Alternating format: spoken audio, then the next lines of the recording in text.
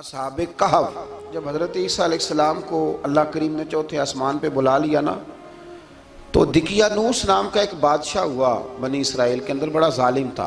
उसने गुमराही फैला दी और जो लोग माज़अल्लाह कुफ्र और शिरक नहीं करते थे उन्हें कत्ल करवा देता। तो 7-8 नौजवान अपना ईमान बचा के भागे। ओहो हो अल्लाह अकबर, सारी दुनिया माल बचा के भागती, वो 7-8 नौजवान अपना ईमान बचा के भागे कि ये हमें कहीं कुफर की तरफ ना लौटा दे। तो जाके एक गार के अंदर चले गए, तो एक कुत्ता भी उनके साथ हो गया। उन्हें कुत्ते को बड़े रोड़े मारे कि ये अगर भौंकेगा, आवाज़ निकालेगा तो हम पकड़े जाएंगे, हमने तो छुपना है। पर उसको ना वलियों से प्यार हो गया था। उसने कहा भगाओ जितना मर्जी मुझे, फितरत मेरी है कि मैं भौंकता हूँ, पर जब अल्लाह के वली हूँ तो फिर मैं अदब करता हूँ। ये कुरानी वाक़या। अच्छा, ये ऐन वो वाक़या है कुरान मजीद का कि जो बहुत सारी चीज़ों पर वैसे ही नास है और बहुत सारी ज़ुबानें वैसे ही गुंग हो जाती। तो वो 6-7 लोग थे, वो चले गए गार के अंदर, जाकर उन्होंने पनाह ले ली। बादशाह को पता चल गया कि गार के अंदर है। अच्छा, अल्लाह की कुदरत, जैसे ही दाखिल हुए इन्हें नींद आ गई, ये सो गए। और कुरान मजीद कहता है, कुरान मजीद के ये लफ्ज़ हैं कि कुत्ता गार के मुंह पर बाजू फैला के बैठ गया, गोया अपने मालिकों की खिदमत कर रहा है। अब मियाँ साहब की एक बात कर लें दरमियान में। मियाँ साहब फरमाते हैं, जिन्हां तना विच इश्क न रचिया, कुत्ते होना थी चंगे, और चलो मालिक दे कर राखी कर दे, साबर भूखे नंगे। ये देखो ना कि इतना तो उनके अंदर भी कमाल है। अपने ना दोनों बाजू फैला के, कुत्ता भी गार पे बैठ गया। इनको नींद आ गई। बादशाह ने पता कराया, कहाँ भाग के गए? तो कहा वो गार के अंदर है। बादशाह कहने लगा कि इनकी सजा ये है कि एक दीवार चुन दो गार के मुंह में, गार कोई बंद कर दो। जिस बंदे की ड्यूटी लगाई ना गार चुनने की, बंदा बड़ा नेक था, इसको दीवार बनाने का जिम्मा दिया। उसने ना दीवार भी बनाई और एक तख्ती पे ना सब के नाम लिखे, और वो तख्ती एक संदूक में रख के वहां बंद कर दी। और उसी तरह की एक तख्ती, उसके नीचे लिखा कि एक तख्ती इनके नामों की ना मैं माले खजाना में भी बंद कर रहा हूं। अल्लाह तबारक व तआला की कुदरत के 300 साल तक सोए रहे। 300 साल के बाद इस तरह हुआ कि हुकूमतें बदल गईं। बैदरूस नाम का एक बादशाह आ गया, वो बड़ा नेक दिल था। उसने हर तरफ हज़रत ईसा अलैहिस्सलाम की शरीयत का फिर से नारा बुलंद किया।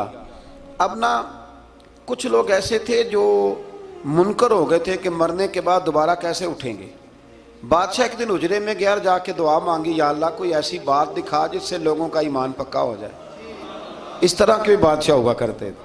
तो रब करीम ने कहा, मैंने तो पहले एक राज छुपा के रखा हुआ है, खोल देते हैं। उसने दुआ मांगी और इधर क्या मामला हुआ, एक चरवाहा बकरियां चराने वाला वहां से गुजरा। उसने सोचा ये दीवार है, अगर इसका मुंह खोल लूँ ना कभी, तो मेरी बकरियां यहाँ थोड़ा सा धूप के अंदर सस्ता लिया करेंगी। उस चरवाहे ने क्या किया कि उसने वो दीवार गिराई ताकि मेरी बकरियां अंदर जाया करें। वो दीवार गिराई तो उसने अंदर 6-7 लोग सोए हुए देखे और कुत्ता भी सोया हुआ देखा। अल्लाह तबारक व तआला अपनी कुदरत से, अपने फजल से उनकी करवटें भी बदलता रहा। अपनी कुदरत से एक तरफ इंसान पड़ा रहे ना तो आज़ा गल जाते हैं, उनकी करवटें भी बदली जाती, मुनासिब रोशनी भी दी जाती, हरारत भी। उसने दीवार गिराई तो उनकी आंख खुल गई। एक दूसरे से कहने लगे, आज तो बड़ी गहरी नींद सोए हैं यार, आज तो लंबी नींद ही पूरी कर ली। चलो भूख बड़ी लगी है, एक दोस्त को भेजो। ये सारा वाक़या कुरान मजीद में मौजूद है, मैं अपने लफ्ज़ों में बयान कर रहा हूँ। जाओ एक दोस्त को भेजो बाजार से ना खाना ले आए। पैसे वही 300 साल पुरानी करेंसी। वो जब नान भाई की दुकान पे गया ना सामान लेने, उसको पैसे दिए तो नान भाई ने हाथ पकड़ लिया, कहने लगा, मियाँ तू किधर से आया, ये कौन से पैसे? उसने कहा, पैसे काहे के, मैं भी सोच रहा हूँ कि हालात बदले बदले हैं, सारे हजरत ईसा का कलमा पढ़ रहे हैं, माहौल और है। उसने कहा, तेरे हाथ कोई खजाना लग गया है। ये तो हम नाम सुनते थे कि यहाँ को दिकियानूस नाम का बादशाह रहा है, कोई खजाना, बता कहाँ से लिए। शोर हुआ, हाकिम शहर तक खबर पहुंची, बादशाह तक पहुंची। उसने बताया कि भाई हम तो दिकियानूस के डर से भागे हैं, कल भागे हैं या आज सवेरे, इतना ज्यादा हमें पता नहीं, कल या आज सवेरे बस ना। इतना सा हमें याद है कि हम गए थे, बहरहाल लोग जमा हो गए, इकट्ठे हो गए, गार तक पहुंचे। अब जो गार के अंदर थे वो पता कहते कहते लगता है हमारा दोस्त पकड़ा गया है। अब पकड़ा गया है तो अब बंदे जमा हो, वो अंदर डर रहे थे, तस्बीह कर रहे थे, अल्लाह को याद कर रहे थे। इधर ये पहुंच गया जब उन लोगों ने ये जीता जागता रब के फजल का नमूना देखा और बादशाह ने कहा कि ये क्या है। संदूक खोला तो उसके अंदर वो तख्ती लिखी थी कि ये इनके नाम है, ये दिकियानूस से डर के भागे हुए हैं, यहाँ ये सो रहे हैं और इसी की एक तख्ती मैंने फलां जगह भी दफन किया, वो तख्ती भी वहां से निकल आई। अब सब लोगों की आंखों में आंसू आए और सब कहने लगे ला इलाहा इल्लल्लाह, ला इलाहा इल्लल्लाह, ला इलाहा इल्लल्लाह। सब कहने लगे इन्नल्लाह अला कुल्लि शैइन कदीर। जब उनकी बात पूरी हो गई, लोगों के ईमान पुख्ता हो गए, तो असहाबे काफ कहने लगे कि हमें अब इजाज़त है, हम फिर दोबारा गार में जाते हैं।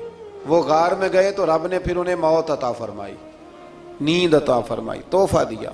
बादशाह ने फिर उसके आगे दीवार बनाई और वहाँ बादशाह ने एक मस्जिद तामीर करा दी, लोग ज़ियारत करने जाते। ये असहाबे काफ का जिक्र है। अब यहाँ हमारे मुफस्सिरीन ने लिखा है कि वो जो कुत्ता था ना, वो भी साथ ही था। अल्लाह क़यामत वाले दिन उसे इंसानी, या तो इंसानी शक्ल मिलेगी या जैसे रब का फजल होगा रब करीम उसे भी जन्नत अता फरमाए।